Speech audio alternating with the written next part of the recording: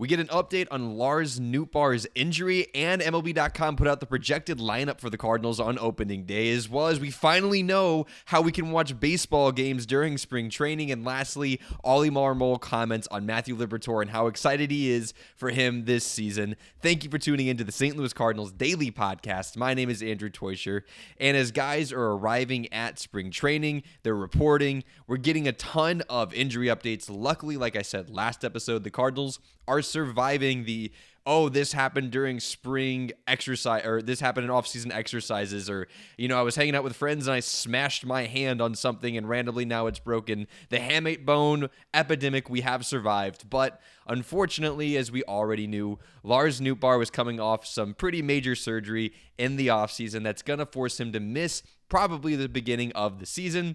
That hasn't been determined fully yet. It's purely speculation, but guys like Jeff Jones, who have a good insight on this sort of thing, have already projected him to not be on the opening day roster, assuming he's going to miss time. But luckily, he's not delayed in his recovery. Things are moving on time, and Jeff Jones had this to offer in a recent post on X. He said Lars Nootbaar will be a couple days delayed in reporting to camp as a consequence of his rehab, Jones wrote. He's in a good spot in his progression where he's running on an altered gravity treadmill, and the Cardinals have not yet had one delivered, but will because of the deconstruction. So for those who haven't known, I haven't talked about it a whole bunch, but Roger Dean Stadium down there in Jupiter, Florida got a full overhaul. All of the beat reporters down there have been talking about it. They're excited about it. It doesn't mean a lot to us as Cardinals fans watching it.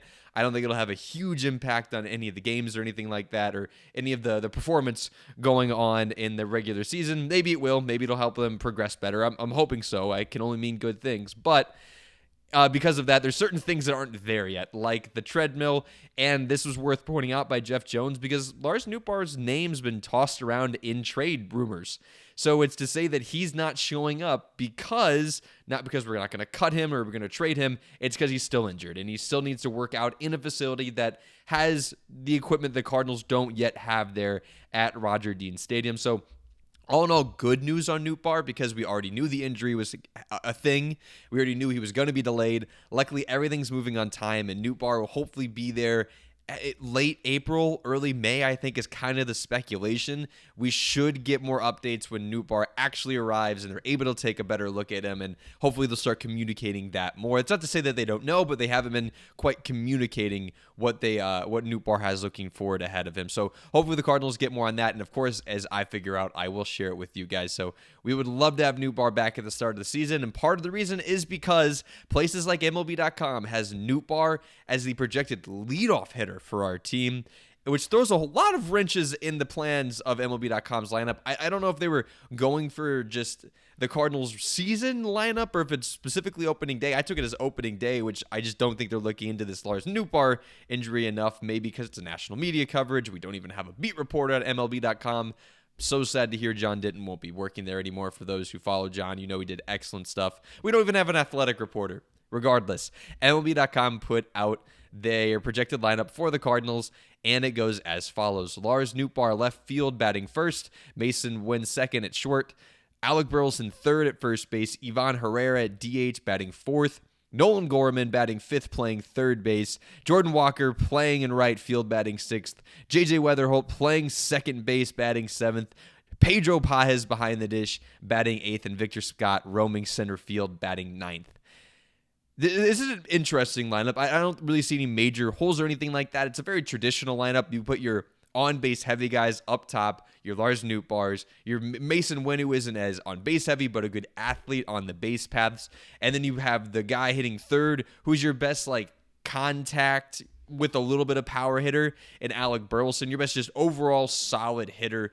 But then you have what could be probably your higher projected hitter, a guy who has more ceiling than Alec Burleson, had better stats than Burleson, but needs to play more games, Herrera, with more power hitting fourth. And then from there, it's just a cast of characters who really don't project to be great hitters, except for J.J. Weatherholt, who has a lot of room to move up that lineup, but you typically start the rookies off a little bit lower, take a lot of pressure off of them, let them just take their at-bats as they come. I want to compare that to the MLB.com lineup, and I want to hear what you guys prefer between the two, and what would you guys do even outside of these two? I'm really curious what kind of combinations you guys would come up with. Fangraphs also has Lars Nootbaar batting leadoff, which they have ever since Brendan Donovan moved on. And again, this might be more middle of the season, but in the comment section, I'd love to hear how you would replace Nootbaar.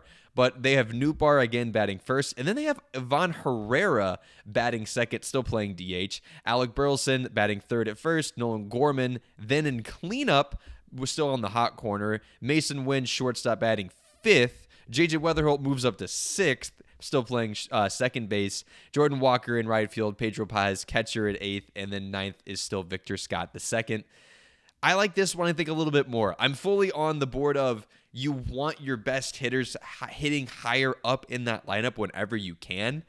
And I know it might take away a early game RBI opportunity from Herrera, but I want him having as many at-bats as physically possible. One, for development, and two, you just want the guy who can hit the ball out of the ballpark and do damage to be hitting up higher, because if he can get himself to second base late in a game because he hit higher up in the lineup, well, him getting a good shot at hitting a double is going to be better than a guy like Mason Wynn, who isn't as good of a hitter, even getting on base at all. I have more trust that Herrera will get on base. That's just more of my philosophy on it, and I like the idea of Herrera being backed up by Alec Burleson. You can't just pitch around Herrera if he's on a heater, so I like the idea of Burleson batting behind Herrera. That's another reason why I like this order. You guys let me know what you guys prefer. Do you like Fangraphs more? Do you like the MLB.com lineup more? Or would you make your own order? Let me know. You guys get to play skipper. Go in the comment section. What batting order do you guys like? Any positional switching you guys would do, because both of those have the exact same players at every position.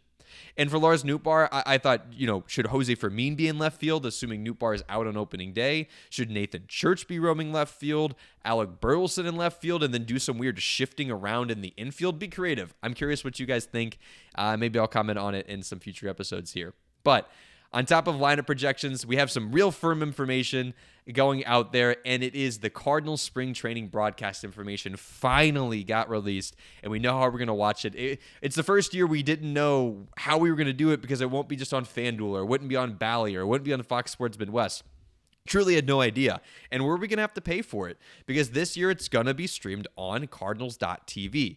16 games will be on Cardinals.tv, but the good news is you're going to get to treat it like a trial. All the spring training games on Cardinals.tv, frankly, all the spring training games in general, will be free to access. So Cardinals.tv came out and said that those games being streamed there during spring training will be free to access. 10 of the regular season games that won't be on Cardinals.tv will be in a combination of First Alert 4, so KMOV, if you're in the local St. Louis area and you get cable, Channel 4 is how you can end up watching it, or on Matrix Midwest, which is a platform working in tandem with KMOV that looks to produce local sports television for free.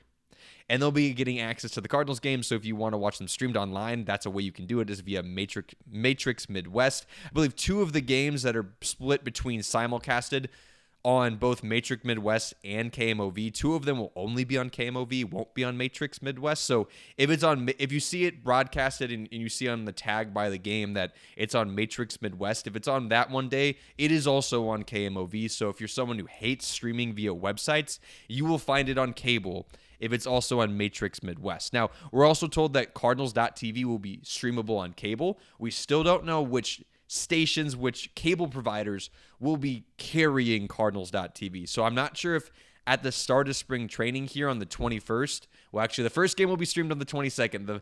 The very first game will not be streamed on air. The second game will be streamed for us to actually watch. So when it comes to February 22nd, I don't know if we'll be able to watch it on cable if it's on Cardinals.tv, but we'll have to wait and see. It'll at least be free to watch one way or another. If you have a smart TV, you can get the MLB app and you can watch it, I assure you. Look up how to do it. It's actually very intuitive. I will also put it out there. If you're someone who's looking to get Cardinals.tv and you have a cable package, I encourage you yet again, do not pay for it yet. You might get Cardinals.tv essentially for free via your cable provider. If you have YouTube TV, if you have Fubo, if you have Direct TV Stream, hold out until we know what cable providers are already going to carry the Cardinals games. So just like how when FanDuel had it, you could have bought a FanDuel subscription, or if, again, you had YouTube TV, you may have already had the channel and already had the games for free without having to pay for it. So I implore you, if you have a cable provider, Wait until they announce, and I'll try to keep you guys up to date on that. Wait until they announce what cable providers will have it. You'll save yourself $100. I think that's worthwhile. I wouldn't want anyone to spend that. I'm a cheapskate myself. Not looking to pay money if I don't have to. Not looking to pirate, but not looking to pay money if I don't have to. And also, we already know the broadcasters. It's going to be the same as years past. Chip Correa, Brad Thompson, and I guess slightly new, we've seen him a little bit, Stephen Correa. Chip's son will be in the booth with him this spring training, getting to see more of that. I don't know if he'll be in the booth in the regular season. I didn't see exact details on that, but we know at least in the spring training, we will get to see Chip, Brad, and Stefan. So that'll be an exciting time. It could be Stefan as well. I'm not quite sure. It'll be an exciting time for the Cardinals. Spring training, to get those guys back, to know where we're actually at. I'm excited to see baseball. And so is Ollie Marmol, specifically regarding our pitching staff. Ollie Marmol is extremely excited about our pitching staff, according to some interviews he's been having. I'm not sure I quite share the excitement. I think it'll be an entertaining year because of all the fresh faces we'll get to see, and we'll have hopes of good development, and we'll be wish casting that all of these guys are going to be Cy Young candidates by the end of the year. Clearly, they all won't be. This probably won't be a very good pitching season, but it could be one that's fun to watch. But Ollie Marmol is determined that things will go well this year. He had this to say about a lot of the pitchers, quote, whether that's Libby taking that next step or McGreevy, but also seeing the strides of a Palante, giving an opportunity to Leahy, throwing some of the new arms that are in the org in Dustin May. I'm excited to see that play out. I'm excited to see it too. I don't think it'll be good. Ollie, your job kind of hinges on it. I'm not sure how excited you should be, but it'll be It'll be cool to see a lot of names that aren't Miles Michaelis or Steven Matz or Eric Fetty going out there with no hopes of them getting dramatically better and us inevitably having a bad season. If we're going to have a bad season, let's hope we get some player development out of it. That's what the rebuild's all about. And I'm sorry I'm optimistic. I'm not saying they're going to be good. I'm just excited to see them. I'm an excitable guy when it comes to sports. He was very specifically excited, though, about Libereatore and his leadership going forward. He had this to say, quote, when you talk about someone being given an opportunity and running with it, this is exactly what you want it to look like regarding Libereatore. Libereatore last year had an 8-12 record, the 4.21 ERA, a slightly better FIP at 4.01. He did that in 151.2 innings pitched. And one of his best traits is he doesn't walk guys. 82nd percentile walk rate. Hopefully he can continue to get hitters out. That's going to a good walk rate really helps his FIP in terms of he's not just giving free passes. Hopefully with the Cardinals' good defense, he can get that ERA below 4. And he already views Libereatore as a leader in the clubhouse. He thinks he's doing all of the right things to get himself better and help get others better, even though he's really just not that old. Libereatore, hats off to you. Thanks for being one of the old guys in the room along with Dustin May. I wish him luck. Let me know what you guys think of Libereatore. Let me know what you guys think in general about some of the stuff going on here with the Cardinals this season. I'm excited about it.